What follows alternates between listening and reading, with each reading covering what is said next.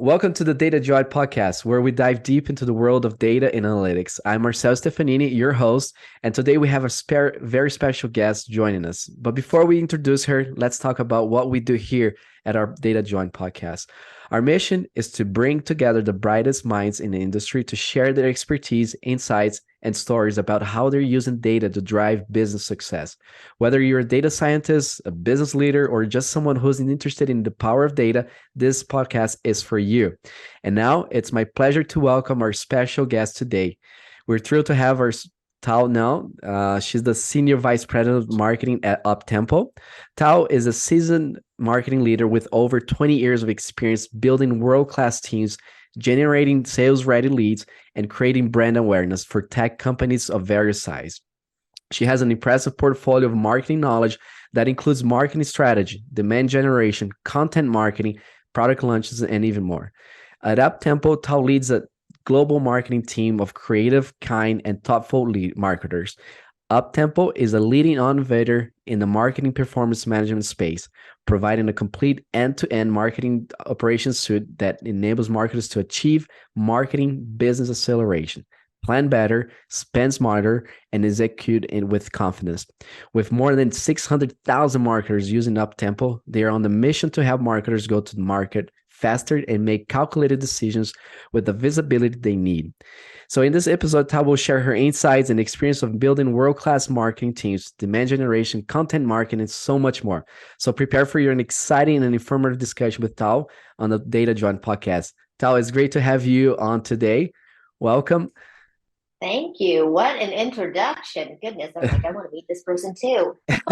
No, it's great. I really appreciate you taking the time to be, and participate on a podcast. I'm so pumped up to hear your experience, everything you've learned in your career, 20 plus years in the industry. It is not easy. So I'm sure you have a lot to share and we have a lot to learn today. So maybe we'll just get started with, an overview of your career.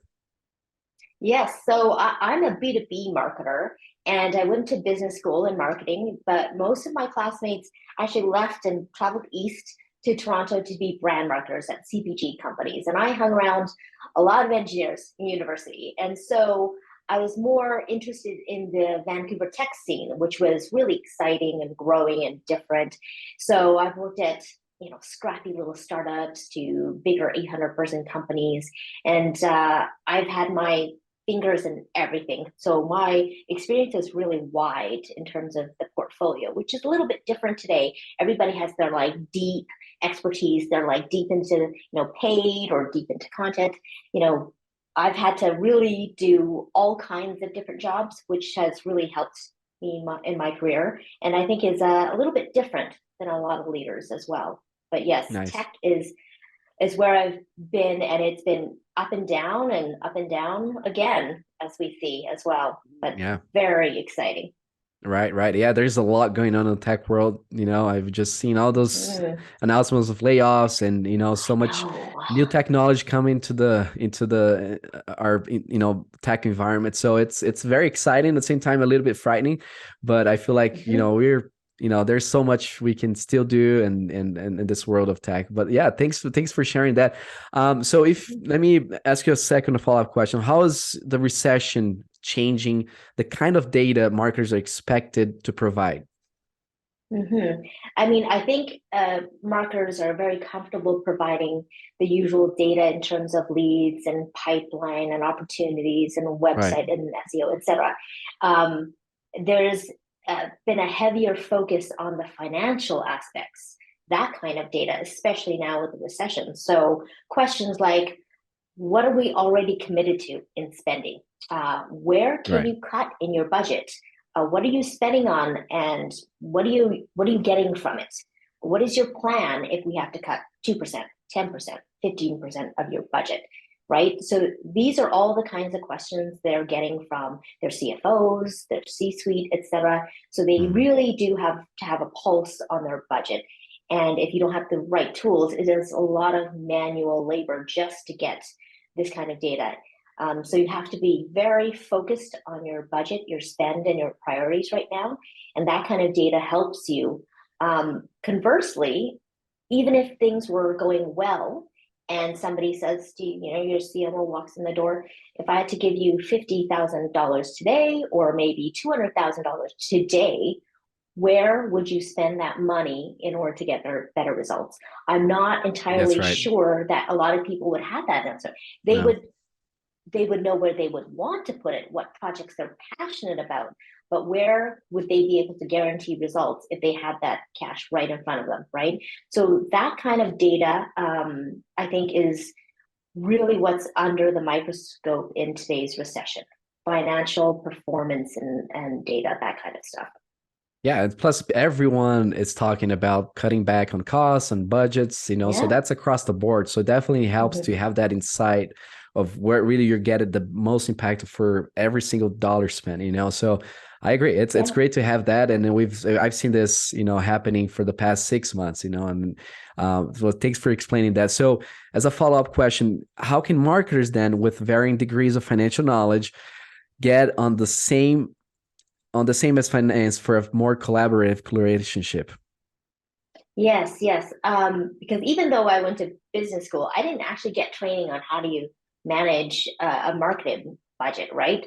Yeah. So, when I first had it, it was like, oh, budget, great.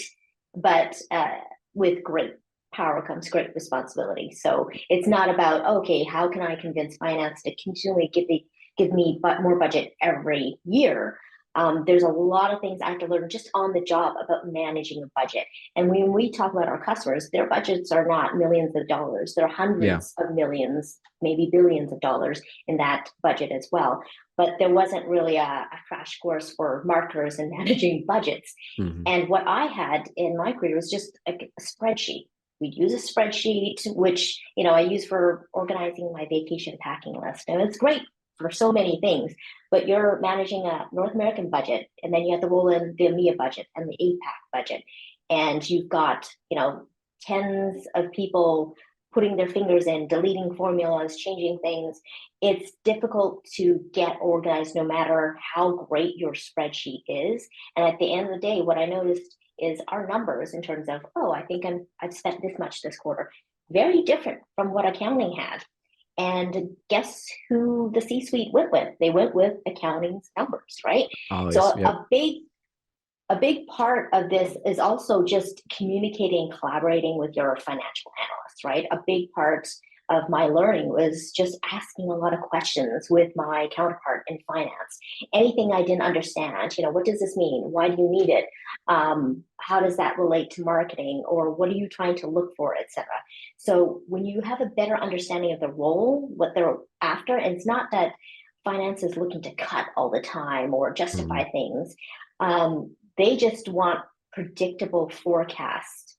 And that's why we had, monthly meetings with my financial analyst. And the thing is, if the CFO picks up the phone and she calls her financial analyst, or my CMO picks up the phone and talks to me, our numbers should be the same. Our story should be the same. It should really be aligned versus an adversarial relationship.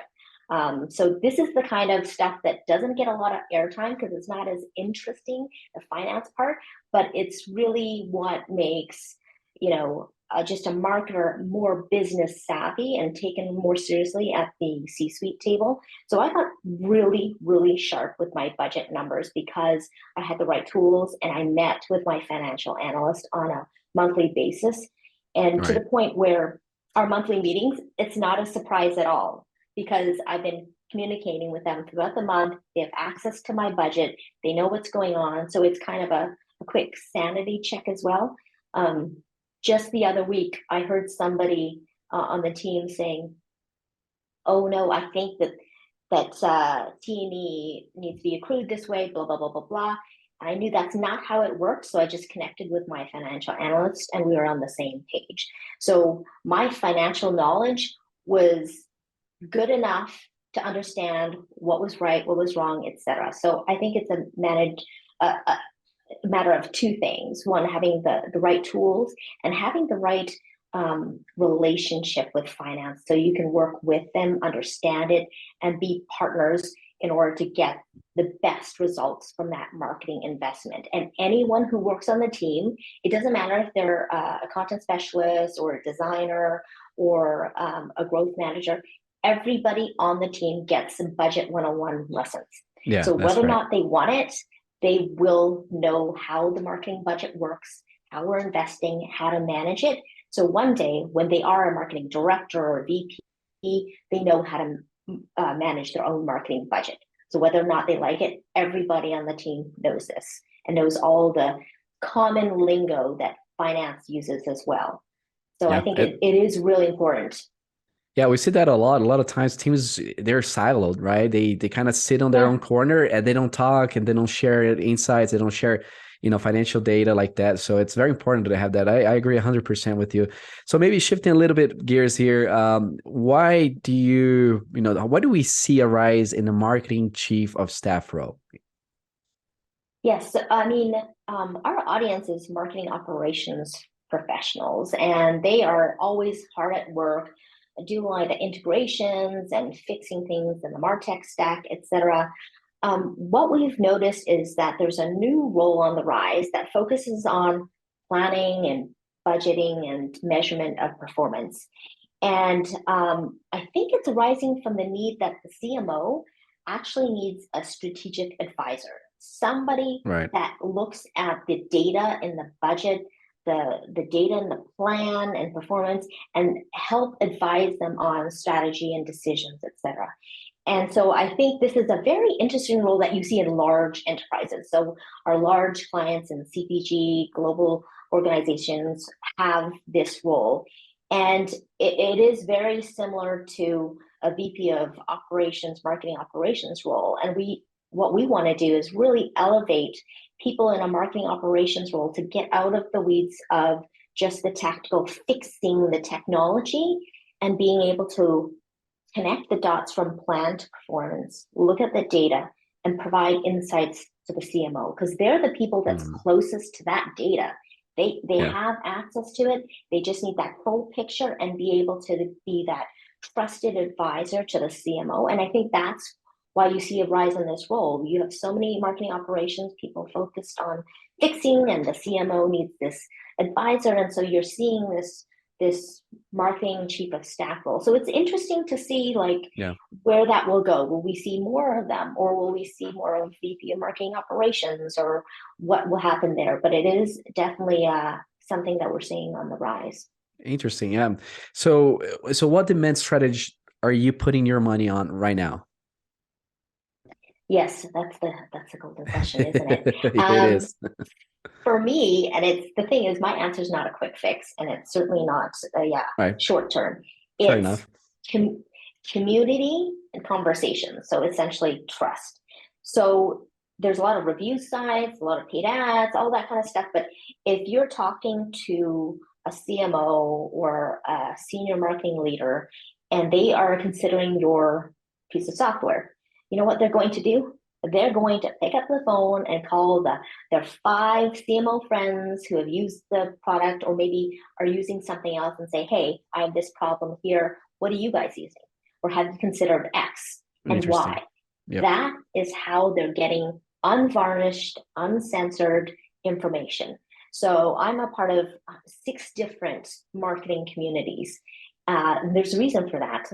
There's so many things that we want to share with each other, best practices. We have questions. How are you doing this? How you, I'm struggling with this. Can you help? So everybody's looking to community to share their knowledge and get help. And they trust the people in those communities. They trust their peers versus an ad or versus a review site or anything like that. I think that's where they're getting the truth. And then if they're further interested, they'll probably then go out to the vendor site and do their research and maybe look at analyst reports. But I think they're going to real human beings and asking I their 100%. opinion on it. And so you can't control it, right? You can't control what happens in a community and the conversations. So you Right. just have to do good marketing. You just have to create a good product. You just have to solve real problems and hope your customers are happy and will speak highly of you, etc. But I think that's where things are going, just more authentic, real conversations. And so that's No, the bet I have. I agree 100%. And we actually see that a lot with our marketing efforts. Hmm. You know, I mean, we've tried so many different channels, and at the end of the Yeah, day, really that personal touch, you know, and making sure that your clients are happy, and then does those that potentially could be clients, they're gonna, you know, people are exchanging information, they talk, they call each other, they want to know. yeah. So yes, that sense of community is very, very important nowadays. And I agree, you know, I agree with you. And let me ask you something about just how, you know, how we can, as marketers, Hmm. balance the need for personalized and relevant communication with the need for efficient and scale. Because we talk a lot about, Yeah, let's, let's make sure we're using our, our budget wise, we're not spending hmm, money, but we need to, be efficient with that. But how do we yeah. use that to balance, with a good communication with our clients? Yes. First of all, I mean, I think this is a hard question, so Yeah. I actually regret that you're asking me, but I think it's a good question, and I do think personalization is important. And I just actually read something this week about Spotify has now an AI DJ to spin up your personalized songs as well. Oh, really? Yeah, I know. So it's pretty cool. I think personalization is important, but before that actually happens, there are two things. I think you just need to provide good stuff, like good product, good content, good value, good marketing. So no matter how you're personalizing, that needs to come first. If people don't want what you have, it doesn't matter if you said, "Oh, hi, Marcel, you live at blah blah blah blah blah, and you have two dogs and blah blah blah." It doesn't matter. Yeah. So you need to just focus on job number one, which is already hard. That's hard enough, right?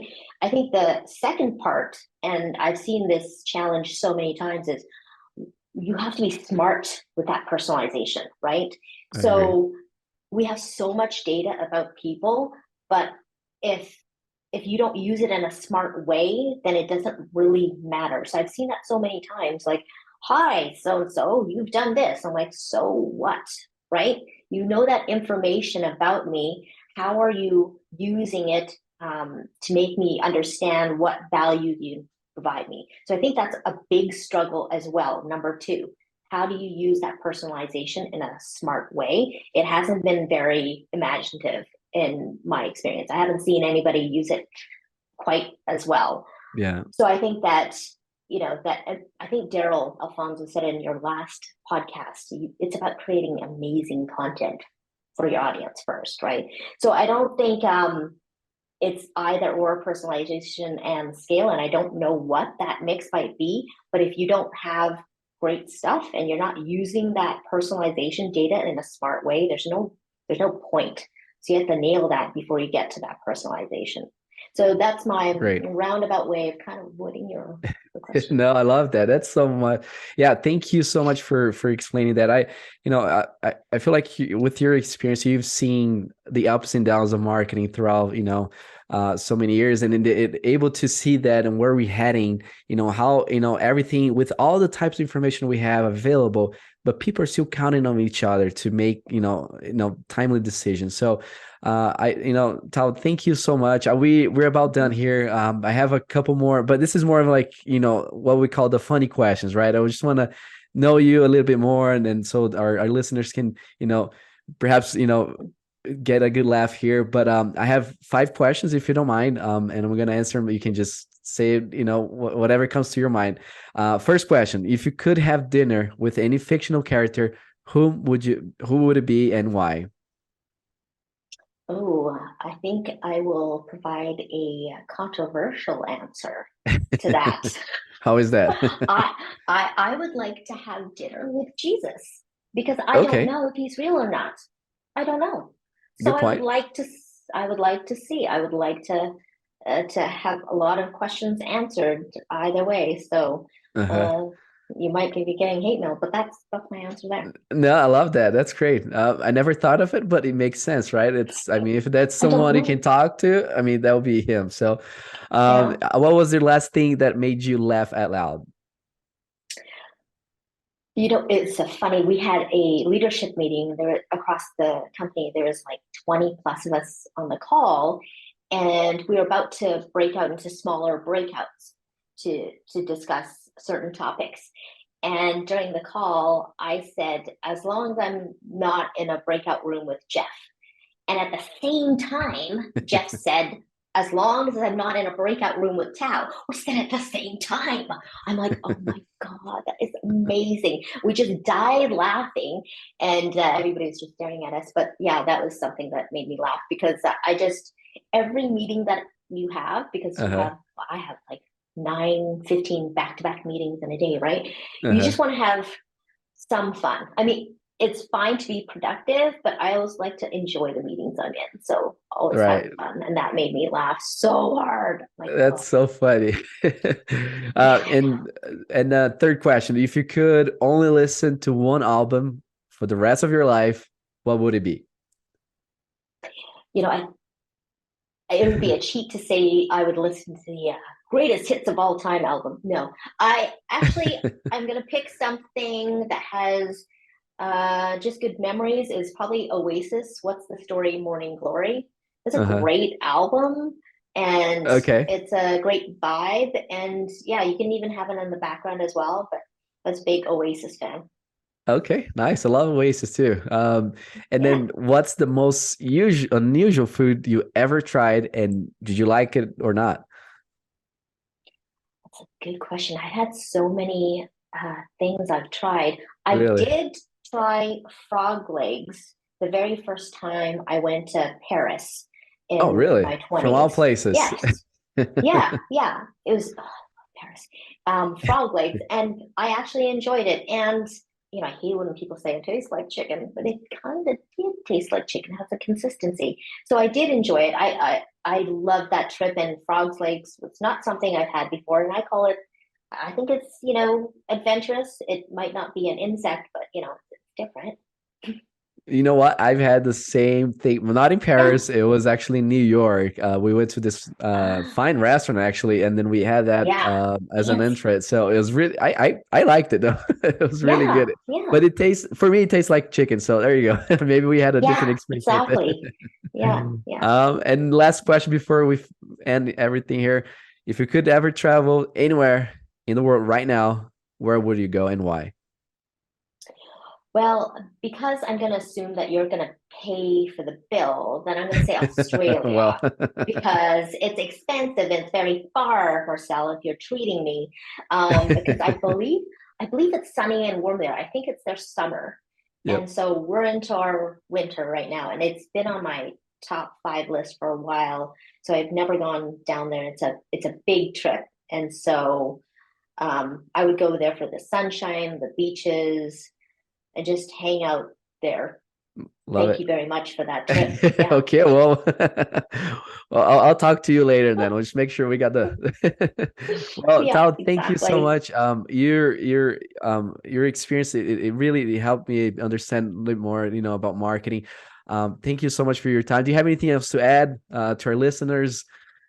Maybe if you want to talk about Uptempo or Yes, nothing else to add other than at uptempo.io, we do have monthly town hall meetings. They're live discussions with marketing operations professionals, and we awesome. have different topics every month, and it's not recorded. There's no presentation, there's no sales pitch. We just have marketing operations professionals coming and sharing their best practices and asking all kinds of questions in a safe environment.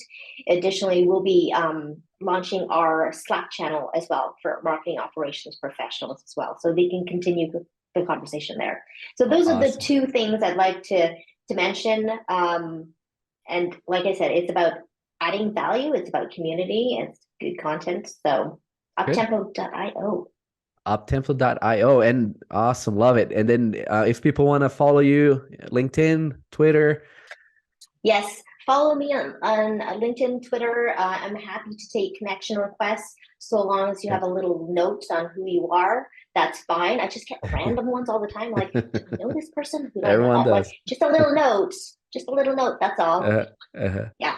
that's great. Well, thank you so much. And Tao, great talking to you. And everyone listening today, thanks for your time. We'll be next month with more content. Thank you very much. Bye bye. Thank you. Bye.